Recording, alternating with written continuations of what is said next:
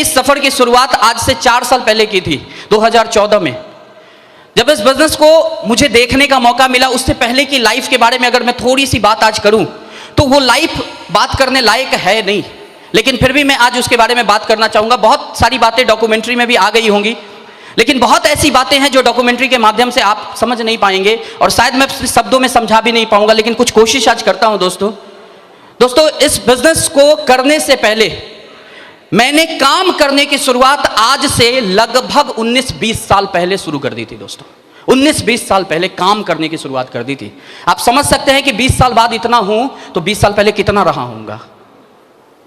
20 साल पहले इस काम की शुरुआत किए थे दोस्तों, अपने जीवन को, गाड़ी को चलाने के लिए, क्योंकि जिंदगी में कुछ ऐसे मोड़ आ गए, जिंदगी में कुछ ऐसी परेशानियां, कुछ ऐसी दिक्कतों का सामना करना पड़ा। घर में मैं बड़ा था, कोई रास्ता नहीं था, और मेरी मम्मी हमेशा एक बात बोलती है, बहुत सारे साथियों को मैंने मीटिंग्स में बोला है कि मेरी मम्मी कहती है कि बड़ा भाई बाप के समान होता है। तो उन्होंने मुझे कहा था कि जाओ, और अब कुछ करना ही पड़ेगा, दूसरा कोई उपाय नहीं है।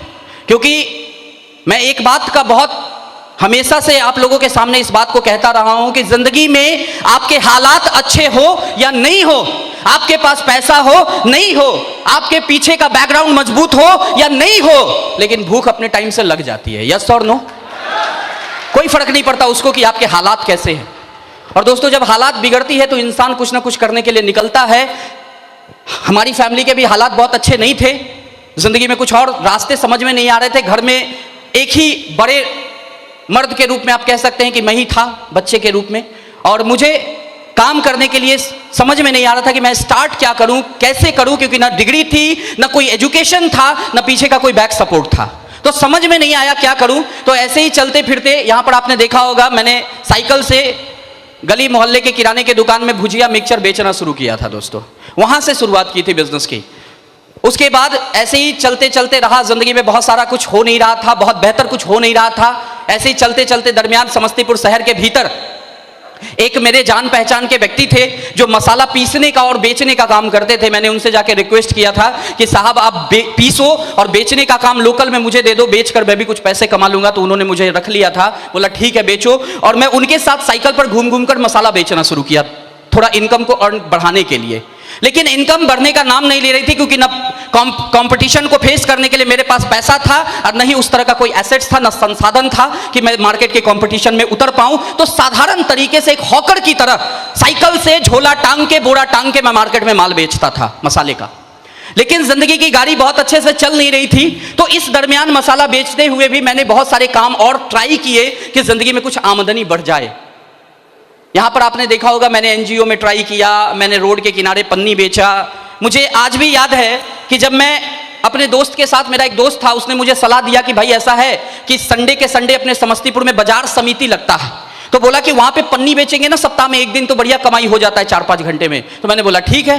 तो मुझे समझ में नहीं था, मैंने भी अभी उस तरह का काम किया नहीं था। तो उसने मुझे बुलाया, संडे को मैं गया और उसने रोड पर ही तिरपाल वगैरह बिछा रखे थे और मुझे बोला कि ये तेरा है और वो वाला मेरा है, यहां मैं खड़ा रहूंगा या तू खड़ा रहेगा। पूरे दिन मैंने बेचा, कल हो अगले सप्ताह भी बेचा। मैं अपनी मां को यह बात बता नहीं रहा था, क्योंकि हालात चाहे जैसे भी हो,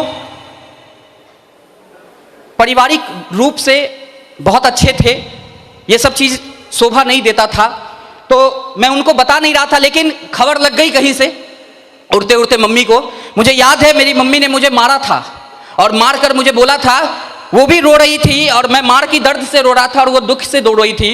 वो मुझे बोली थी कि बेटा अभी इतना भी हालात बुरा नहीं हुआ है कि रोड पे तू खड़ा होकर पन्नी बेचेगा। लेकिन वो भी जानती थी, मैं भी जानता था कि हालात उससे भी ज्यादा बुरे थे। मैं तो खड़े होकर पन्नी ही बेच रहा था, भीख मांगने की नौबत आ सकती थी, हालात इतने बुरे थे।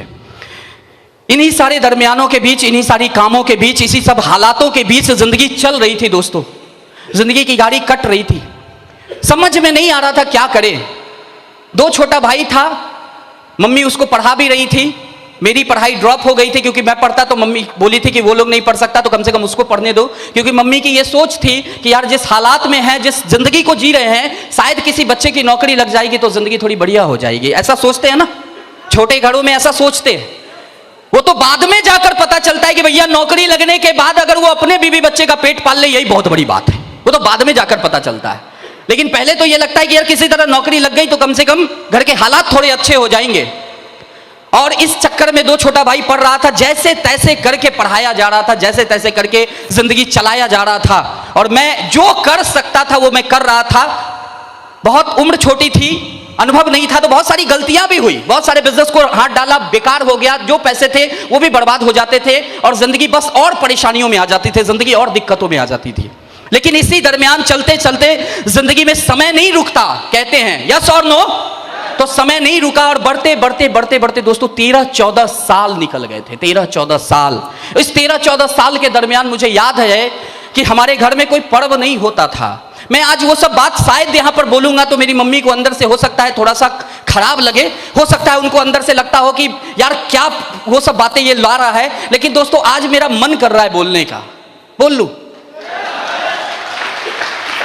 कई सारे ऐसे होली, दीपावली, छठ मैंने देखे हैं दोस्तों, जहां पर रूम के अंदर मेरी मां रोती थी और बाहर हम 3 भाई रोते थे, क्योंकि उस दिन हमारे घर में कुछ नहीं बना हुआ होता था। कई सारे ऐसे पर्व देखे हैं, कई सारा ऐसा होली देखे हैं दोस्तों, जहां पर बहुत सारे पकवानों की जगह पर मेरी मम्मी एक छोटे से पतीले के भीतर सिर्फ खीर या सेवई बना के रख देती थी और बोलती थी कि बेटा यही है, मीठा तो कुछ ना कुछ खाना है। बहुत सारे ऐसे धनतेरस देखे हैं जहां पर किसी तरह मैनेज करके एक चम्मच मेरे घर में आ जाया करता था दोस्तों, क्योंकि स्टील खरीदना कहते हैं शुभ होता है। बहुत सारे ऐसे हालातों के बीच दोस्तों 14 साल निकल गए थे, 14-15 साल। बहुत बोलने में सेकंड नहीं लगा, लेकिन बीतने में दोस्तों 15 साल एक अरसा लगता है जब हालात अच्छे नहीं हो तो, यस और नो? उस हालातों के बीच दोस्तों जिंदगी चल रही थी, क्या बोलूं चल रही थी, मैं तो कहूंगा घसीट रही थी जिंदगी। और उस दरमियान उन्हीं सारी परेशानी, उन्हीं सारी दिक्कतों, उन्हीं सारी कश्मोकश के बीच जिंदगी के भीतर दोस्तों सेफ सॉप एंटर करता है। 2 इंसान देवदूत के रूप में मेरे पास आते हैं, 2 इंसान, क्योंकि मैं पर्सनली ये मानता हूं कि भगवान जिंदगी में आगे बढ़ने का मौका देता तो हर किसी को है, यस और नो? लेकिन वो उतर के खुद नहीं आते कि भाई ये मौका है तू ले ले, वो किसी को भेजते हैं। उस इंसान को अगर आपने भगवान के रूप में देख लिया तब तो बहुत अच्छा, लेकिन आम लोग क्या करते हैं, उसमें सिर्फ इंसान देखते हैं और बोलते हैं ना भैया अपने को ना चाहिए। और मैं भी वैसा ही था, मैंने भी बोला ना, क्योंकि मुझे वो 2 इंसान में भगवान नहीं दिखे, ठग दिखा, ठग। क्योंकि मुझे लगा शायद मेरा एक तो ऐसे ही हालात खराब है और ऊपर से 8-10 हजार साइड ठग के लेके जाएंगे, तो मुझे उनमें ठग दिखा था। और वो 2 इंसान जिनको मैं उस समय ठग समझा था, लेकिन आज भगवान से भी ऊपर, उससे भी कहीं ऊपर मानता हूं, उस 2 इंसान का नाम है मिस्टर शुभकांत कुमार और मिस्टर अंजनी कुमार झा सर।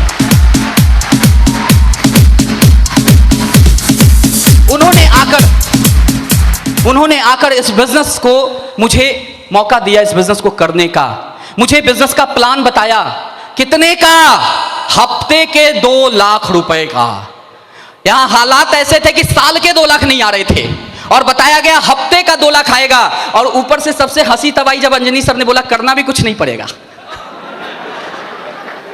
मैंने बोला वाह, यहां मैं बहुत कुछ करके 10-15 हजार रुपया कमा रहा हूं और बिना कुछ किए 2 लाख आएगा, वाह क्या बात है।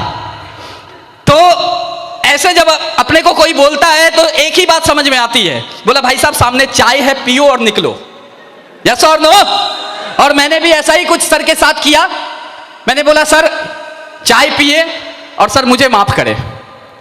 और हमने उस मौके को नहीं ट्राई किया, मैंने उस मौके पर कदम बढ़ाने का कोशिश नहीं किया दोस्तों। लेकिन इस बिजनेस में जो व्यक्ति देवदूत के रूप में आपके पास आया होता है, वो आपको एक बार में छोड़ता भी नहीं है, यस और नो? तो मुझे याद है अगले दिन जब मैं घर से निकल रहा था, मेरी टाइमिंग थी घर से 9-9:30 बजे सुबह में निकलने की। जब मैं घर से निकल रहा था तो शुभकांत सर की मोटरसाइकिल मेरे घर के आगे लग गई। एकदम मैं ग्रिल खोला, निकला और सर की मोटरसाइकिल लग गई। तो मैंने बोला हाँ बोलिए। तो उन्होंने बोला कि अरे नहीं नहीं, बस इधर से गुजर रहे थे ना, सोचे आपसे मिल ले। वो तो आज समझ में आता है, उसको फॉलो अप बोलते हैं। वो बोले इधर से गुजर रहे थे, आपको देखे तो रुक गए।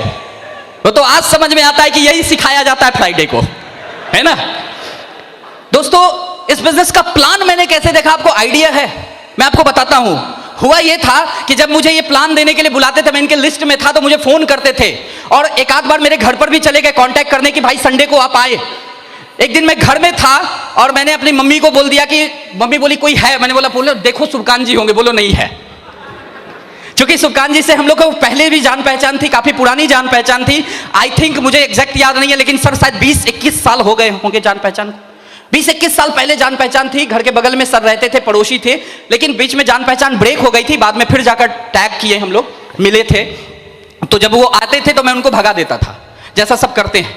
और इन्होंने आना नहीं छोड़ा। एक दिन की बात मुझे याद आ रही है। मैं अपने घर से निकला था, संडे का दिन था, और संडे के दिन मैं सोचा कि छुट्टी आज है, माल कहीं पहुंचाना नहीं है, तो घर के बगल में एक छोटा सा दुकान नुमा घर रखा था, वहीं पर बैठ के माल पहुंचाता था, हिसाब वगैरह लिखता था। तो मैं गया और मैं जाकर सोचा कि वहां जाता हूं और कुछ 2-3 घंटे बैठकर कुछ हिसाब उसाब पेंडिंग पड़े हैं उसको कर लेंगे। तो जब मैं घर से निकला तो रास्ते में एक किराने की दुकान थी, वहां पे मैं रुक गया चिप्स वगैरह लेने के लिए। तो मैं चिप्स लेकर बाहर आया तो मेरे मोबाइल पे एक कॉल आया। तो जब मैंने कॉल उठाया तो आश्चर्य लगेगा, मैंने सुबकान सर का नाम हेडेक करके सेव किया हुआ था, हेडेक, ठीक है। तो मैंने देखा लिखा हुआ हेडेक, मैंने बोला यार ये फिर फोन कर रहे हैं। मैं सोचा उठाऊं नहीं उठाऊं, मैं सोच रहा था, हेडेक लिखा हुआ है और हेडेक ही थे मेरे लिए उस समय। तो मैंने बोला उठाऊं कि नहीं उठाऊं। फिर मैंने सोचा पता नहीं कहाँ होंगे, उठा ही लेते हैं, झूठ बोल लेंगे और क्या। तो मैंने उठाया और इन्होंने बोला और रवि जी कहाँ हैं। मैंने सोचा क्या बोलूं, सच बोलूंगा तो हो सकता है कहीं आ जाए। तो मैंने बोला कि झूठ बोल ले। तो फिर मैंने सोचा कि यार कहाँ होंगे नहीं होंगे, बोल ही लेता हूँ, क्या फर्क पड़ता है। मैंने यूं ही बोल दिया, बोला बस अपने ही चौक पे हूँ, धर्मपुर चौक पे। तो उन्होंने बोला पीछे पलटिए ना। मैं पीछे देखा तो पीछे खड़े थे। मैं मनी मन सोच रहा था अच्छा हुआ झूठ नहीं बोला, है ना। उसके बाद इन्होंने मुझे कहा कि भाई कहाँ जा रहे हैं। मैंने बोला बस यही पास में, कुछ हिसाब उसाब पेंडिंग है, सोचा कर लूं। बोले कि आप थोड़ा सा समय दीजिए ना, आपसे बात करना बहुत जरूरी है, आप ही के फायदे की बात है। मैं तो समझ ही रहा था मेरा कितना फायदा है, 10,000 लेके जाएंगे। तो मैंने बोला कि भाई मुझे बहुत काम है, आप मुझे छोड़ दें प्लीज। क्योंकि जब अपने को कोई बिजनेस प्लान के लिए अप्रोच कर रहा होता है ना, जब अपने को कोई सेप्स ऑफ बिजनेस में ज्वाइन होने के लिए बोल रहा होता है ना, और जब तक अपने को बात समझ में नहीं आई होती है, उस समय तक हमें वो काम समझ में नहीं आता और हम सामने वाले को ऐसा शो ऑफ करते हैं कि दुनिया का सबसे बिजी आदमी हम ही हैं। नहीं, मोदी जी के बदले सारा काम हम ही निपटा रहे हैं, इतना बिजी हम हो जाते हैं। मतलब उनकी बात सुनने का वक्त नहीं होता अपने पास। और मैंने भी उनको ऐसा ही शो ऑफ किया। तो उन्होंने बोला बस रवि जी 5-10 मिनट दीजिए ना। मैंने बोला यार ये आदमी को क्या बोलूं। मैंने बोला ठीक है मैं वहां जा रहा हूं, आप वहीं आ जाइएगा। बहुत ही कैजुअल, बहुत ही गंदे तरीके से मैंने उनको ट्रीट किया दोस्तों। और ये वहां पहुंचे, लेकिन सबसे अच्छी बात अकेले नहीं पहुंचे। क्योंकि इस बिजनेस में मैं एक चीज तो समझ गया हूं इन 4 साल में कि कभी भी ग्रो लाइन तगड़ा वाला फॉलोअप होता है तो अकेले कभी नहीं जाता है।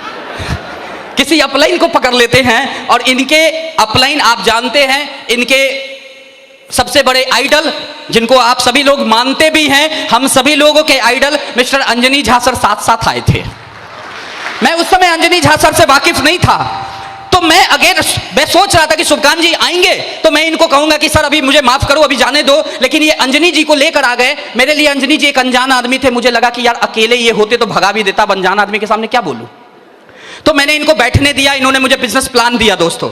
बिजनेस प्लान जब मैं देख रहा था तो शुरुआत में मैं बिजनेस प्लान सुनना नहीं चाहता था, लेकिन जब बिजनेस प्लान इन्होंने दिखाया अंजनी सर ने, और जब बिजनेस प्लान में देख रहा था तो मुझे बस एक एक चीज धीरे धीरे अच्छी लगने लगी। कुछ कुछ बातें, जैसे कि सप्ताह का पैसा आएगा, हफ्ते का 2 लाख है, 8,190 लोग आपके साथ ज्वाइन होंगे तो आप डायमंड हो जाएंगे।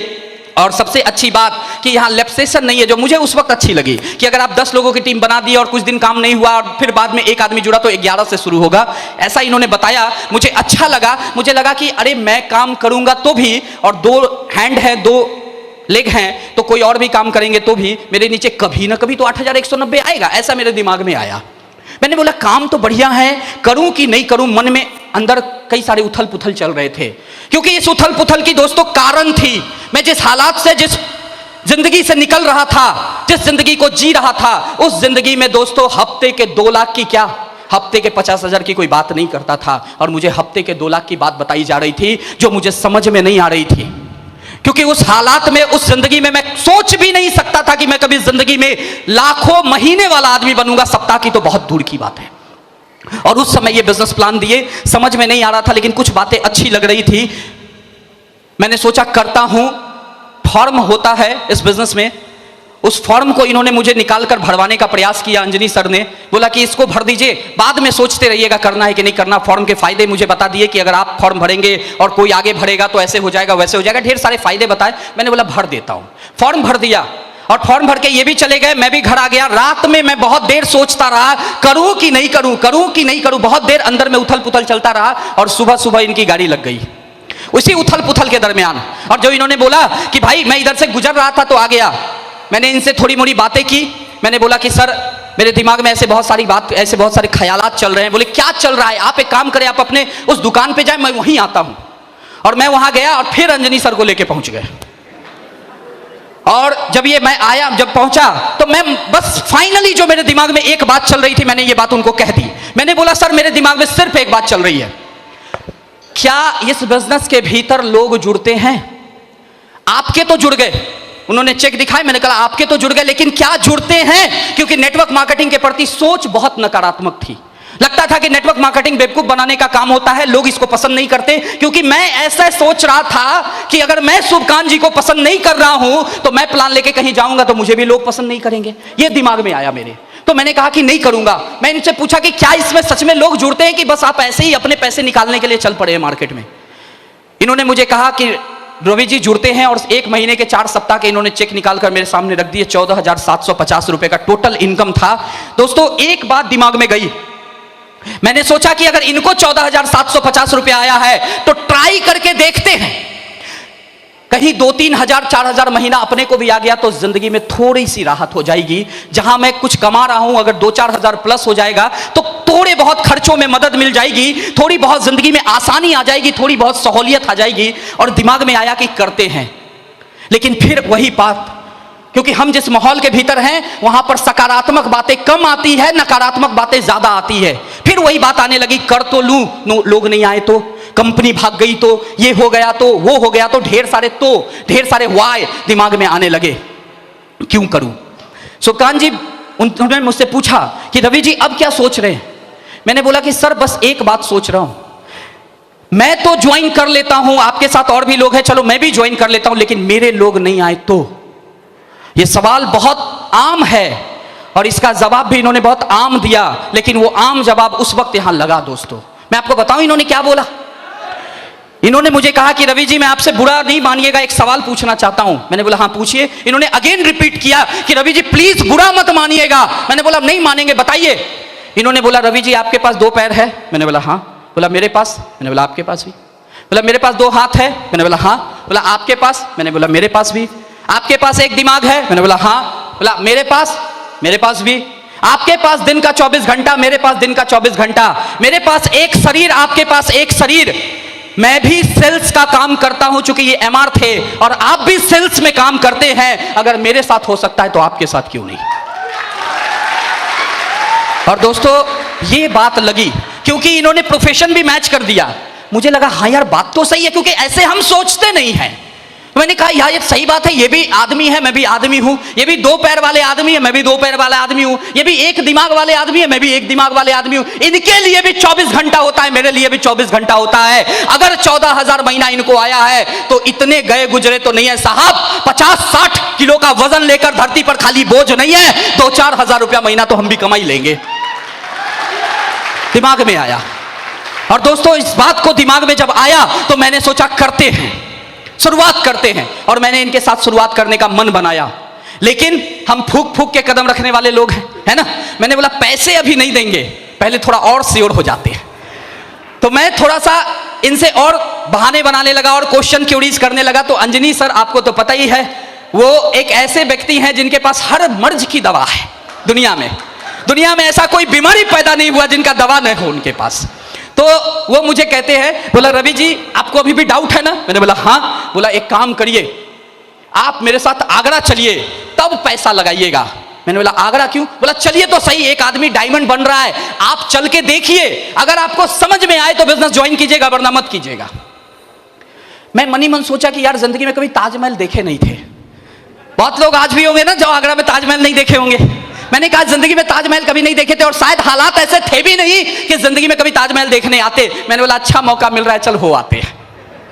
और मैं ताजमहल देखने आया दोस्तों, लेकिन एक शख्सियत की डायमंड शिप देखने का मौका मिला, और उस शख्सियत का नाम बहुत तेज तालियों में बोलना चाहूंगा, मिस्टर राकेश प्रसाद सर।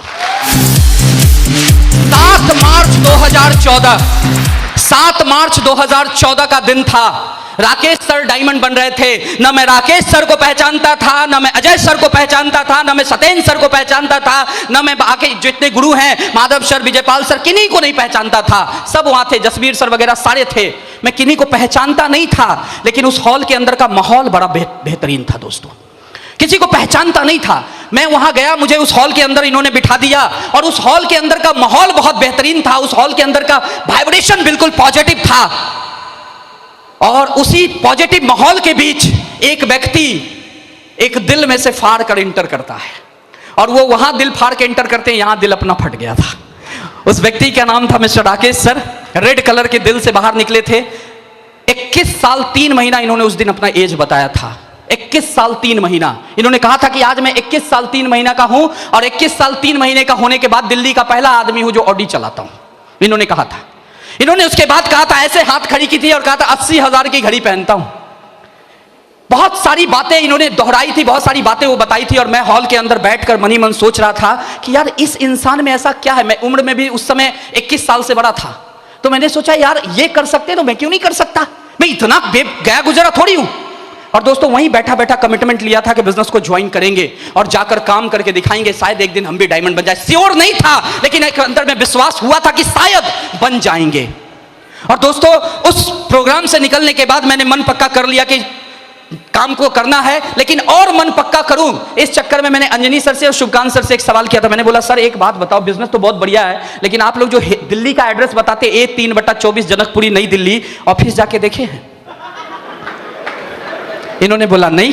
मैंने बोला साहब मेरा पैसा गया कोई बात नहीं, मैं किसी का लगाऊं और कल कंपनी हो ही ना तो मैं तो ऑफिस जाऊंगा। और दोस्तों मैं आगरा से ही ऑफिस के लिए चला गया था दिल्ली। मैंने बोला ऑफिस देखेंगे, श्योर होंगे, उसके बाद करेंगे।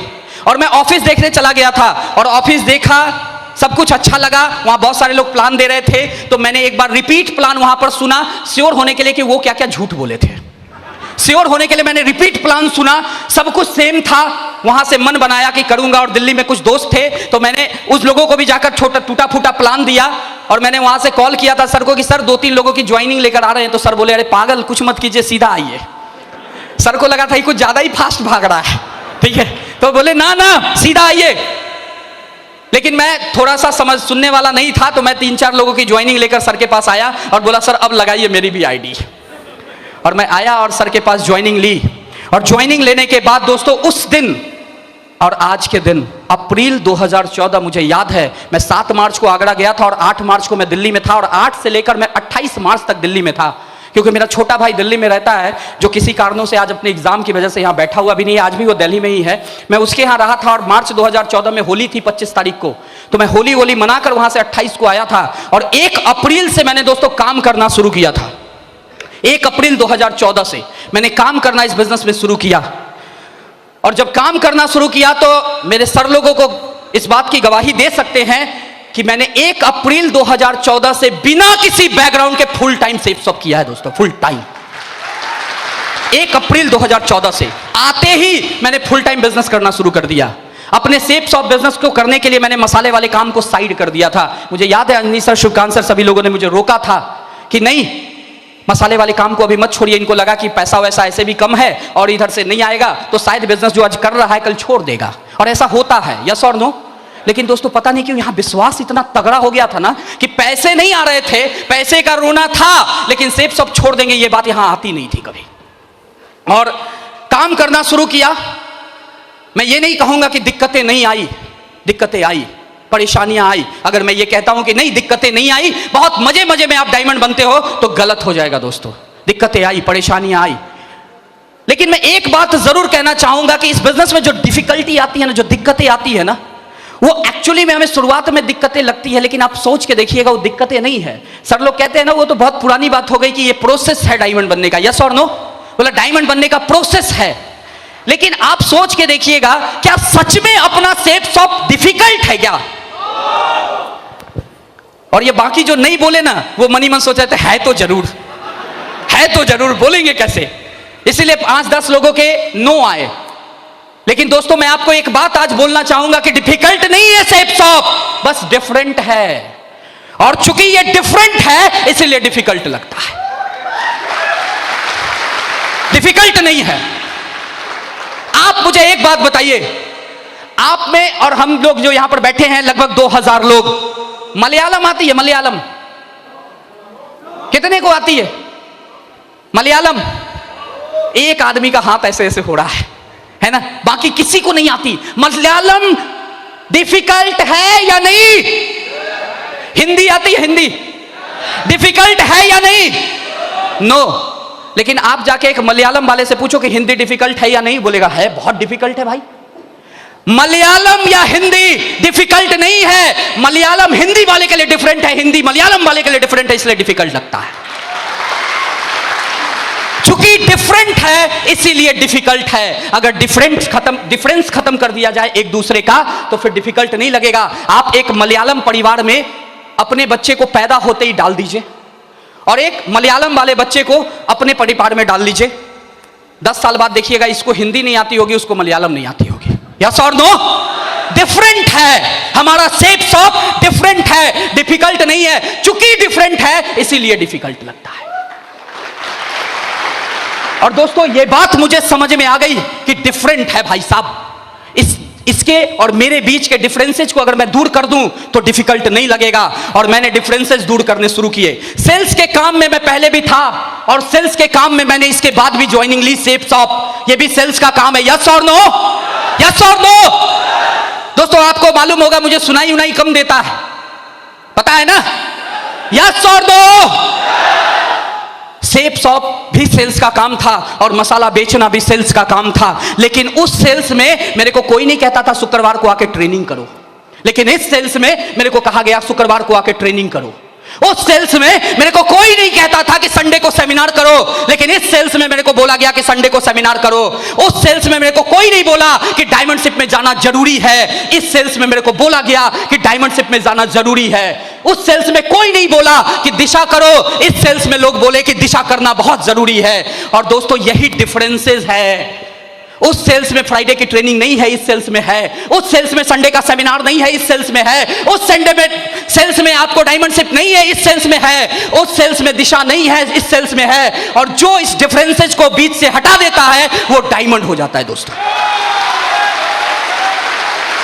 और इस सेल्स में आने के बाद उस सेल्स और इस सेल्स के बीच के जो डिफरेंसेस थे मैंने उसको हटाया। हर संडे के सेमिनार में रहा, हर फ्राइडे की ट्रेनिंग में रहा, हर डायमंडशिप में रहा, हर दिशा वर्कशॉप में रहा। मेरे अपलाइन इस बात की गवाही देंगे, 2014 से 2018 आज है, आज तक मुझे जहां जहां बुलाया गया एक ऐसा प्रोग्राम नहीं होगा जिसमें मैं नहीं मौजूद था। यस सर, हर प्रोग्राम में रहा दोस्तों। मेरी मम्मी यहां बैठी है, मेरी मम्मी हमेशा मुझे बोलती थी पैसा 1 रुपया नहीं आता है, घूमने ही रोज जाता है।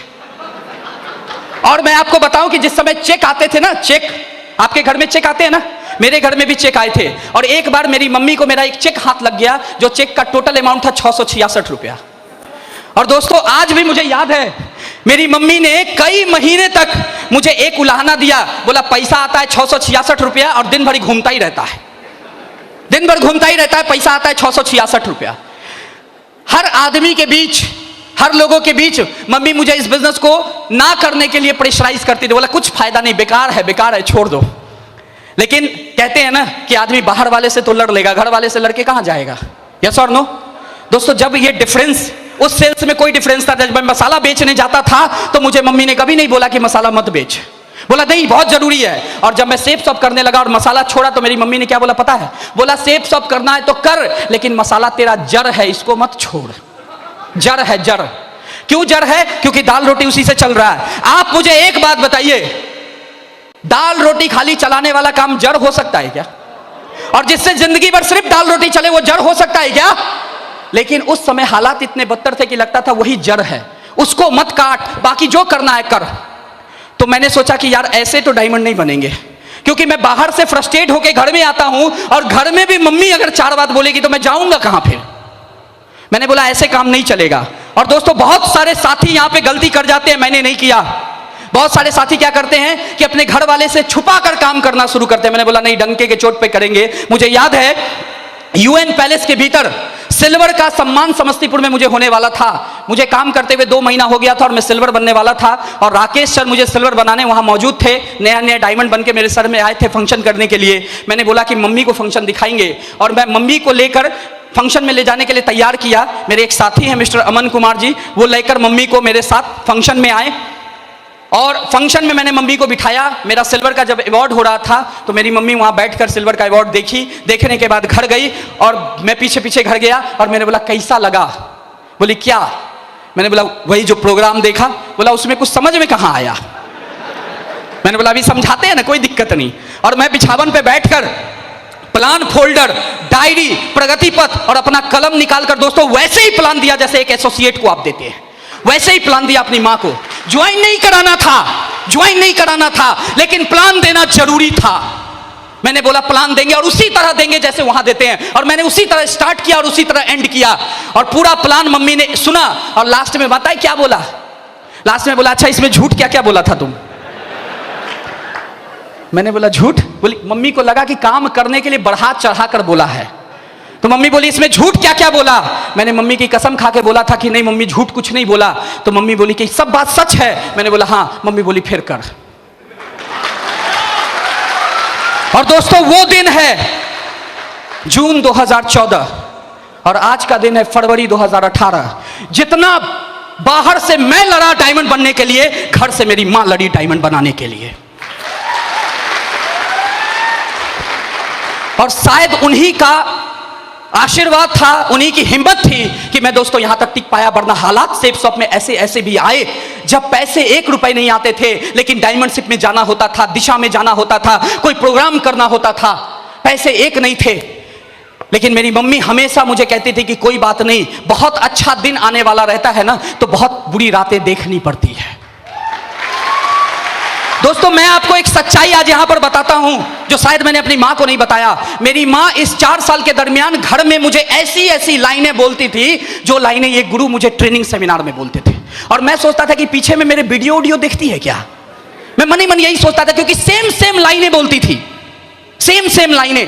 बोला कोई बात नहीं, मेहनत बेकार नहीं जाता है, कर, कोई बात नहीं, ऐसे करेगा तो होगा, कोई बात नहीं, पेशेंस रख, पेशेंस रख। मैं सोचता था यार ये सारी डायलॉग वही वाली है जो सर लोग बोलते हैं, ये कहां से सुन लेती है। लेकिन आज समझ में आता है दोस्तों, सफलता का मंत्र एक ही होता है, चाहे माधव सर बोले चाहे मेरी मां बोले। सफलता एक ही मंत्र है। और एक बात यह भी तय है कि सफलता तक हमें चलकर जाना होता है, सफलता हमारे तक चलकर नहीं आती। और दोस्तों मैं निकला, मैंने प्रयास किया, मैंने काम किया, मैंने मेहनत की। और इस मेहनत में मेरे हर एक साथी ने मेरा भरपूर सहयोग किया, हर एक साथी ने मेरा भरपूर साथ दिया। हर एक टीम के मेंबर ने, हर एक लोगों ने, जो मेरे टीम के नहीं भी थे, उन सभी लोगों ने हिम्मत बढ़ाया। और उस हिम्मत की वजह से दोस्तों बढ़ते बढ़ते बढ़ते बढ़ते एक व्यक्ति इस बिजनेस के भीतर डायमंड बनता है। दोस्तों इन सारे हालातों के बीच दोस्तों जिंदगी बस चली। इस सेफ शॉप में डायमंड बनने के सफर में बहुत सारे उतार चढ़ाव देखे मैंने, बहुत सारी परेशानियां देखी मैंने, लेकिन बस एक बात की चिंता नहीं थी, एक बात का सुकून था कि दोस्तों मेहनत कर रहे हैं ना तो लाखों के लिए कर रहे हैं। यस और नो? मुझे इस बिजनेस में मेहनत कभी भी बेकार नहीं लगी, कभी भी मैं मेहनत से जी नहीं चुराया। मुझे याद है मैंने एक बार मनी मन ठाना था, मैं मेहनत सेफ शॉप से पहले अपने मसाला बेचने में भी करता था। लोग कहते हैं सब मेहनत बहुत है, हमसे नहीं होगा। मैं एक ही बात कहता हूं कि मेहनत तो मैं सेफ शॉप करने से पहले मसाला में भी करता था। यस और नो? मेहनत तो मैं पन्नी बेचने में भी करता था। यस और नो? मेहनत तो मैं साइकिल पर भुजिया बेचने में, मिक्सचर बेचने में भी करता था। यस और नो? मेहनत मैं एनजीओ में भी करता था, मेहनत मैं लोगों की दुकानों में भी करता था। मेहनत तो मैं हर दिन कर ही रहा था। यस और नो? और मेहनत मुझे यहां भी करना था, वहां मैं हजारों के लिए कर रहा था, यहां मुझे लाखों के सपने दिखाए जा रहे थे। दिमाग में एक ही बात थी, मेहनत करना ही है साला तो लाखों के लिए करेंगे, हजारों के लिए क्यों करें? जब मेहनत ही करना है तो लाखों के लिए करेंगे, हजारों के लिए नहीं करेंगे। यस और नो? अगर मेहनत करने से लाखों आते हैं और मेहनत करने से ही हजारों भी आते हैं तो किस लिए मेहनत करना चाहिए? किसके लिए? किसके लिए? लाखों के लिए। लेकिन दोस्तों हम मेहनत की बात करते हैं, यहां पर नारे लगाते हैं लाखों के लिए करना चाहिए, लेकिन सोच के देखिएगा, थोड़ा सा मार्केट में निकलते हैं और हमारे मेहनत से मेरा दिल दिमाग भटक जाता है। यस और नो? थोड़ा सा हम हालात से मजबूर होकर अपने ट्रैक से चेंज हो जाते हैं। यस और नो? दोस्तों एक ही बात कहूंगा, हमेशा जिंदगी में सफर को बीच में छोड़ने से कोई फायदा नहीं है, अंतिम तक जाने में ही फायदा है। या तो जो आपने सोचा है वो मिल जाएगा, नहीं तो किसी के गाइड आप बन जाएंगे कि भैया इस सफर में कभी चलना मत। यस और नो? अगर आप सफर में निकले हैं, आप मंजिल तक पहुंचे, तो दो ही बात होगी, या तो आप रिकॉर्ड बनाकर कुछ बेहतर करके लोगों के आइडल बन सकते हैं। यस और नो? लोग आपके बारे में बात कर सकते हैं, बोला करना है तो वैसे कर, या फिर कम से कम आप गाइड तो बन सकते हैं, लोगों को उस सफर में चलने से रोक तो सकते हैं। यस और नो? और दोस्तों मैंने भी कहा कि चल के देखते हैं, जब तक डायमंड बनने के सफर में अंतिम तक जाऊंगा नहीं, तब तक मालूम कैसे चलेगा कि डायमंड बनते हैं कि नहीं बनते हैं? यस और नो? मालूम कैसे चलेगा लाखों आते हैं कि नहीं आते हैं? और दोस्तों इस सफर की शुरुआत की, ढेर सारे अचीवमेंट्स आए और मन का विश्वास बढ़ता गया। ढेर सारी अचीवमेंट्स आई, मन का विश्वास बढ़ता गया। साइकिल से शुरू किया अपना जिंदगी। मात्र 15 महीने सेफ शॉप में काम करने के बाद 8.25 लाख रुपए की कार खरीदी मैंने दोस्तों, i20 हुंडई की। मुझे याद है जब मुझे इस बिजनेस में ना दोस्तों अपलाइन बहुत बड़ा काम करते हैं। मुझे इस सफर में यहां तक लाने में एक शख्सियत है जिनका मैं नाम ना लूं तो शायद आज का ये शाम अधूरा रह जाएगा, और उस शख्सियत का मैं नाम जरूर लेना चाहूंगा। बहुत सर झुकाकर सजदा करूंगा। उस शख्सियत का नाम है दोस्तों अजीत कुमार झा। मुझे याद है जब अजीत सर ने मुझे कार के लिए कहा था, अजय सर और अजीत सर ने, अजय सर शायद अजीत सर को बोले होंगे, अजीत सर ने पीछे से मुझे पुश किया, बोला कार कब ले रहा है? कार, मैं पर्ल था, पर्ल से थोड़ा पहले था, बोला कार कब ले रहा है? मैंने बोला सर कार, दिमाग में कार का सॉफ्टवेयर नहीं था। सर ने बोला नहीं कार लेना है। तो मैं घर में गया और मेरी मम्मी कुर्सी पे बैठी थी, मैं कुर्सी के नीचे ऐसे बैठ के बगल में अब मम्मी के बस ऐसे बात कर रहा था। तो मैं जब भी इस पोज में बैठता हूं तो मम्मी बोलती है क्या चाहिए? ठीक है, हमेशा बोली जरूर कोई काम होगा, बड़ा मतलबी है, ये ऐसे नहीं आता है। तो मम्मी बोली क्या हुआ है? हम बोले मम्मी ऐसे ऐसे सर बोल रहे थे कार लेना है।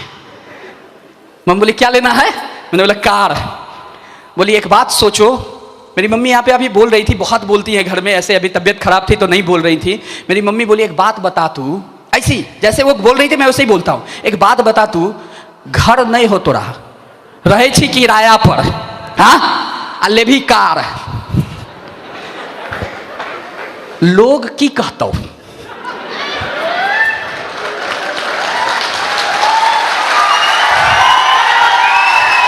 अभी खत्म नहीं हुआ। और मेरी मम्मी उसके बाद बोली दुस्तौ लोग, दुस्तौ। मैंने बोला कि माँ नहीं दूसेगा। बोली दुस्तौ। बोले नहीं दूसेगा। क्यों? मैंने बोला कि कार लेने से बिजनेस बढ़ जाएगा, चेक बड़े बड़े आएंगे।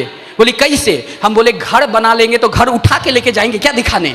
फिर बोला देख घर बनाए हैं, कार तो जिसके दरवाजे पर लगा देंगे उसको दिखाई पड़ेगा कार खरीदा है। अगर ये लड़का कार खरीद सकता है, बिजनेस में दम होगा। समझा बुझाकर, बड़ा बेटा हूं, बड़ा प्यारा हूं, तो समझा बुझाकर मैंने मम्मी को मना लिया और जाकर इस बिजनेस में जो पैसे थे थोड़े बहुत, उसको बचा बचा कर डाउन पेमेंट करके दोस्तों 15 महीने में पहली कार खरीद ली। और दोस्तों मुझे याद है कार खरीदने के बाद सच में मेरा बिजनेस बढ़ा। और मुझे एक बात और याद है, एक विनर ट्रिप के भीतर विजयपाल सर ने यूं ही बोला था, लोग भीड़ को संबोधित करते हैं यहां पर खड़े होकर बड़े लीडर, लेकिन उसी भीड़ में कोई ऐसा भी व्यक्ति होता है जो मुट्ठी बांध रहा होता है। यस और नो? वो यहां पर भीड़ को संबोधित कर रहे हैं। ऐसे एक भीड़ में विनर ट्रिप के भीतर विजयपाल सर ने कहा था, शायद सर को याद होगा, कि पर्ल और टोपाज के बीच में जो गाड़ी ले लेता है वो डायमंड 1 साल पहले बन जाता है। और मन में कार लेने की भावना पैदा हो गई थी, ऊपर से सर ने थोड़ा सा मुहर लगा दिया, मैंने बोला अब तो पक्का लेंगे। और पर्ल से थोड़ा आगे जाने के बाद दोस्तों गाड़ी खरीद ली, बिजनेस में थोड़ी सी इनकम बढ़े, चेक जहां पर 666 रुपए के आते थे वहां पर 6066 भी हुए, वहां पर दोस्तों और बड़े हुए, 10,000 हफ्ते भी हुए, 15,000 हफ्ते भी हुए। जिंदगी बढ़िया चल रही थी। धीरे धीरे लेवल बदला, धीरे धीरे सोच बदली। किराए के मकान में हम 3 बच्चों को 27 साल तक, 28 साल तक मेरी माँ ने पाला, 28-29 साल तक हम 3 बच्चों को। किराया का एक मकान और एक किचन, उसमें हम बच्चों को पाला। उस किराए को देने के लिए और हम बच्चों के परवरिश के लिए मेरी माँ को जो बन सका वो हर काम मेरी माँ ने किया हम बच्चों को पालने के लिए, हर काम। दोस्तों, आज अपनी माँ की गाथा नहीं गा रहा यहां पर, ये नहीं कि मैं यहां पर खड़ा होकर अपनी माँ की या अपने परिवार की बात कर रहा हूं। बस एक बात बोलना चाहता हूं दोस्तों, आप चाहे जहां चले जाइए, पलट के देखिएगा, आपका परिवार ही होगा जो वहां तक आपको लेकर गया होगा। हर काम, हर प्रयास 3 बच्चों को पालने के लिए की, वो जो कर सकती थी सब की। रुई की बत्ती बनाकर बेचा, साड़ी की फॉल लगाकर बेचा, किराए के मकान में किसी तरह एक रूम और एक किचन में बच्चे बड़े होते गए, जगह छोटे पड़ते गए, लेकिन सरवाइव की 28-29 साल। लेकिन दोस्तों, इस सेप शॉप ने उससे पहले कभी भी सपने में नहीं सोचा कि जिंदगी में कभी एक घर के लिए जमीन खरीदूंगा। घर तो बहुत दूर की बात है, लेकिन आज सेप शॉप की बदौलत अभी अभी जो मैंने एक मकान खरीदा है पटना के भीतर, उसकी कुल कीमत 60 लाख रुपया है दोस्तों, जो मैं बहुत जल्द पोजीशन मिलेगा तो अपनी मां को शिफ्ट कराऊंगा उसमें। ठीक है, ये बिजनेस दोस्तों सिर्फ घर और गाड़ी नहीं देता, ये बिजनेस आपकी जिंदगी को बदलता है, ये बिजनेस आपकी जिंदगी को बेहतरीन बनाता है, ये बिजनेस आपकी जिंदगी को शानदार बनाता है, ये बिजनेस आपकी जिंदगी की वजह से आपके परिवार के लोगों के अंदर भी कई सारे सपने पैदा करने की सोच बनाता है, कई सारी चीजों को बड़ा बनाता है। ये बिजनेस मेरी जिंदगी में आया, लेकिन मेरी जिंदगी में आने की वजह से, इस बिजनेस में लगातार टिके रहने की वजह से, इस बिजनेस में लगातार चलते रहने की वजह से और इस बिजनेस में लगातार डिफरेंसेस को खत्म करते रहने की वजह से, फ्राइडे की ट्रेनिंग, संडे का सेमिनार, दिशा डायमंडशिप, जो डिफरेंसेज है दूसरे सेल्स और इस सेल्स में, उस डिफरेंसेज को खत्म करते रहने की वजह से धीरे धीरे ये बिजनेस मेरी जिंदगी को सिर्फ नहीं बदला, आज मेरी जिंदगी, परिवार से जुड़ा हुआ हर एक व्यक्ति पहले से बहुत दूर, बहुत बेहतर और बहुत बेहतरीन लाइफ को आज जी रहा है दोस्तों। सिर्फ मेरी जिंदगी नहीं बदली, दुनिया में हम कोई काम करते हैं सिर्फ अपनी जिंदगी को बदलने के लिए, लेकिन ये सेप शॉप बिजनेस आपके साथ जुड़े हुए हर एक व्यक्ति की जिंदगी को बदल देता है। इसीलिए मैं सर झुकाकर इस सेप शॉप को भी बहुत दिल से नमन करता हूं दोस्तों। नमन करता हूं उन डायरेक्टर्स को जिन्होंने सेप शॉप जैसी शानदार कंपनी के बारे में सोचा कि ऐसी एक कंपनी होनी चाहिए, क्योंकि मुझे भारतवर्ष में मैं घूमा सेप शॉप की वजह से, सेप शॉप करने के अलावा दुनिया का कोई एक ऐसा काम मेरे को समझ में नहीं आता जो एक साइकिल पर चलने वाले आदमी को सपना दे सके कि वो एक दिन जगुआर में चल सकता है। सिर्फ सेप शॉप। इस बिजनेस के अलावा मुझे समझ में नहीं आता कि किराए के मकान में रहने वाला आदमी काम करते हुए लगातार अपने विला में जा सकता है, अपने पैलेस में जा सकता है। इसके अलावा मुझे काम समझ में नहीं आता। इसके अलावा मुझे एक काम समझ में नहीं आता जो चंद हजार रुपए के लिए कॉम्प्रोमाइज करने वाला आदमी लगातार काम करते हुए इस बिजनेस में लाखों के लिए भी एक जरा नहीं सोचे। इसके अलावा मेरे को काम समझ में नहीं आता है। दुनिया में दोस्तों कोई एक ऐसा काम आपको नजर में नहीं आएगा जो आपकी जिंदगी को यहां तक लेकर बदल सकता है।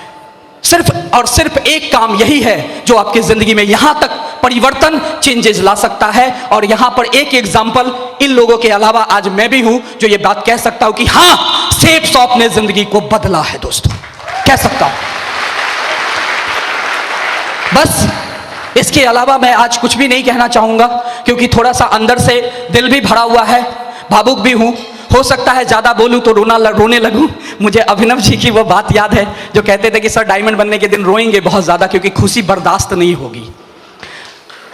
और शायद आज मैं भी अब ज्यादा बोलूंगा तो रोने लगूंगा, इसलिए दोस्तों अब ज्यादा बोलूंगा नहीं। लेकिन हां, जाने से पहले एक बात जरूर कहना चाहूंगा आप सभी लोगों से कि दोस्तों इस 4 साल के सफर के दरमियान एक लाइन मैंने लिखी थी, बोल दूं? वो लाइन ये है दोस्तों कि दुनिया बदलनी है तो घर से निकलना पड़ेगा, कहीं पहुंचना है तो कहीं ना कहीं से तो चलना पड़ेगा। तैयार है बदलने के लिए? तैयार है जिंदगी को बड़ा बनाने के लिए? तैयार है डायमंड बनने के लिए? तैयार है? तो चलिए दोस्तों, मेरी तरफ से ढेर सारी शुभकामनाएं आपको कि जो आज सम्मान मैंने लिया, ये सम्मान आप सभी की जिंदगी में आने वाले कल में यहां पर मिल जाए। आप सभी लोगों का दिल की गहराइयों से बहुत बहुत शुक्रिया कि आपने मेरे सम्मान में आकर मेरे मान को बढ़ाया, मेरी इज्जत को बख्शा। और दोस्तों, आज लास्ट में बस एक ही बात कहूंगा, रुकना मत, ठहरना मत, बस खाली चलते रहना। जिंदगी में एक तारीख आपके लिए भी होगी जिस तारीख को आप यहां पर डायमंड बन रहे होगे। दोस्तों, thank you very much, wish you all the best and go diamond. जय हो सेफ शॉप, जय हो ऑफलाइन,